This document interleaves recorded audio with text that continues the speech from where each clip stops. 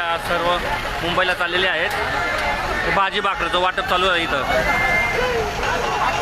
मराठा योद्धा मनोज दादा जरांगे, आमचे बंटी भाऊ हे पण मुंबईला चाललेले आहेत. भाऊ काय सांगता तुम्ही? जय शिवराय. मावळा घरात बसलाय ना, ज्याला मुंबईला यायचं नसेल ना त्यांनी फक्त आपल्या मावळच्या हायवेला या आणि मराठ्यांचा महापूर बघा. रात्री 3 वाजल्यापासून लाईन चालू आहे. ही लाईन अजून पण अशीच आहे. पाठीमागं 55 किलोमीटर लाईनची ट्रॅफिक जाम आहे. आलेलं आहे. मावळातील बांधवांनी घरी बसू नका, सर्वांनी इथं हायवेला या, आपल्याबरोबर शिदोरी घेऊन या. कारण आपल्या मावळात आलेला मराठा उपाशी जाणार, आपल्या मावळचा अपमान आहे.